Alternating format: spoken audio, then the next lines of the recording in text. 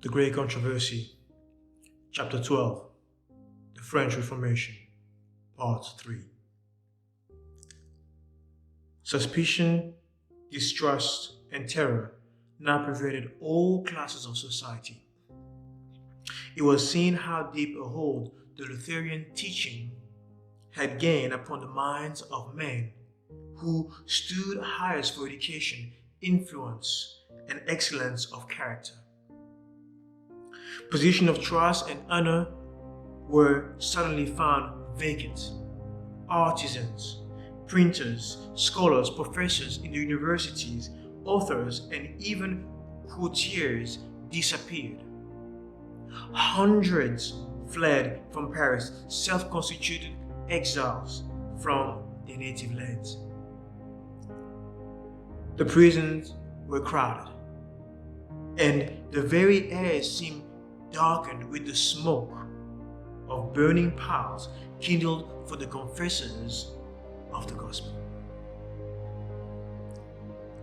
The priest demanded that the sacrifice offered to high heaven in the condemnation of the mass be atoned for in blood, and that the king, in behalf of his people, publicly give his sanction to the dreadful work. The 21st of January, 1535, was fixed upon for the awful ceremonial that took place as the Christians were being persecuted. Though they might actually believe that they were doing God's service in persecuting his people, yet their sincerity did not render them guiltless. The light that would have saved them from deception, from staining their souls with blood guiltiness, they had willfully rejected. At short distances, scaffolds had been erected, on which certain Protestant Christians were to be burned alive. The details of the tortures endured by these witnesses for Christ are too horrifying to repeat. But there was no wavering on the part of the victims. On being urged to recant, one answered, "I only believe in what the prophet and the apostle formerly preached and what all the company of the saints believed. My faith has confidence in God, which will resist all the power of hell."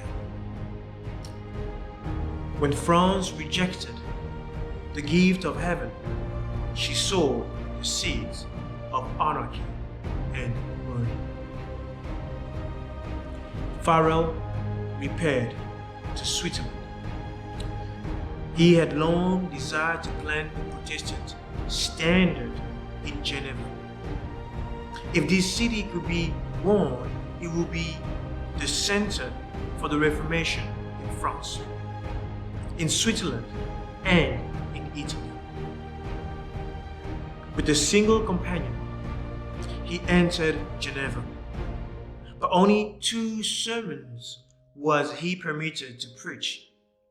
The priest, having vainly endeavored to secure his condemnation by the civil authorities, summoned him before an ecclesiastical council, to which they came with arms concealed under their robes, determined to take his life. Outside the hall, a furious mob with clubs and swords was gathered to make sure of his death if he should succeed in escaping the council. But you see, somehow, the presence of the magistrates and armed force, however, saved him. Early in the next morning, he was conducted with his companion across the lake to a place of safety. At this time, great perils surrounded the Protestant cause. The anathemas of the Pope thundered against Geneva, and mighty nations threatened it with destruction. Rome summoned new forces, hoping to accomplish its destruction. And the order of the Jesuits was created right about this time. The most cruel, unscrupulous, and powerful of all the champions of popery. Cut off from every earthly tie and human interest, dead to the claims of natural affection, reason, conscience, holy silence, they knew no rule, no tie, but that of their order, and no duty but to extend its power. It was their studied aim to secure wealth and power, to be devoted to overthrow Protestantism and the reestablishment of papal supremacy. When appearing as members of their order, they wore a garb of sanctity, visiting prisons and hospitals, ministering to the sick and poor, professing to have renounced the world and bearing the sacred name of Jesus, who went about doing good. But under this blameless exterior, the most criminal and deadly purposes were concealed. It was a fundamental principle of the order that the end justifies the means. Such were the means which Rome had invoked to quench the light of the Reformation, to withdraw from men the Bible, and to restore the ignorance and superstition of the Dark Ages. But under God's blessing and the labors of those noblemen who had raised up to succeed Luther, Protestantism was not overthrown. And friends, once again, we have to ask the question, where is Jesus? Where is Jesus in this story?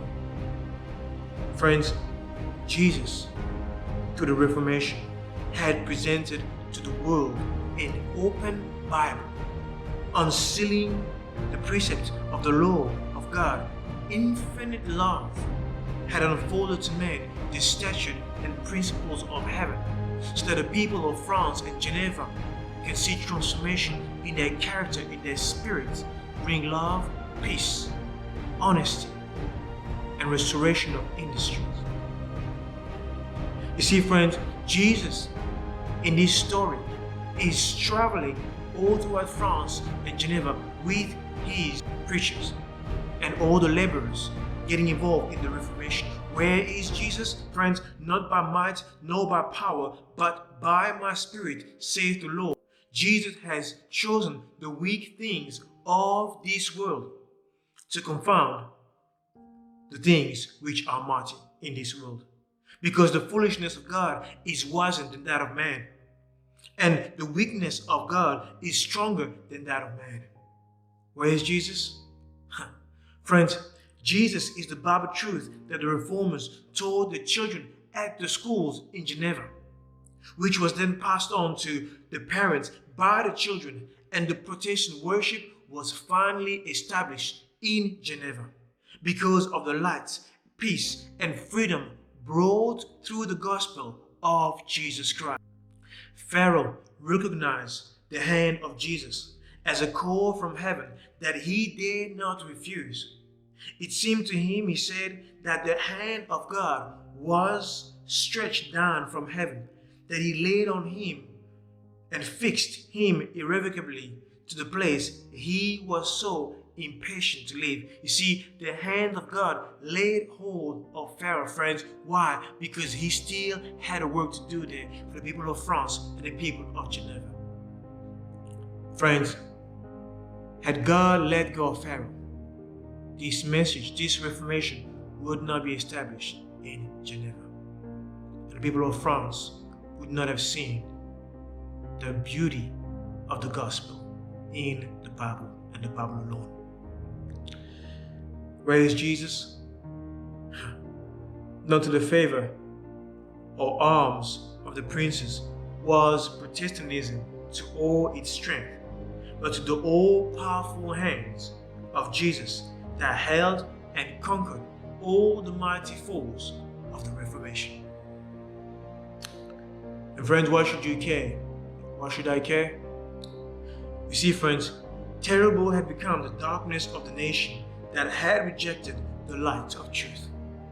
The grace that bringeth salvation had appeared, but France, after beholding its power and holiness after thousands, had been drawn by its divine beauty after cities and hamlets had been illuminated by its radiance, still turned away, choosing darkness rather than light. Why should you care, friends? Because they had put from them the heavenly gift when it was offered them. They had called evil good and good evil, till they had fallen victims to their willful self-deception. Friends, I think you and I should care, because I don't believe for 1 second that either of us want to fall into the same deception that the French people fell into when the Reformation was brought to light to its people. And I hope today that you made that decision to not be deceived and to search light and truth in the very Word of God. We'll see you next time in the next chapter of the Great Controversy. Hi there, Jonathan here from Voices in the Cities. I really hope you enjoyed this message. If you would like to dig more, check out the description right below. Don't forget to subscribe right here so that you don't miss out on any videos we post. And then if you want to watch more, right up there, next video. See you next time.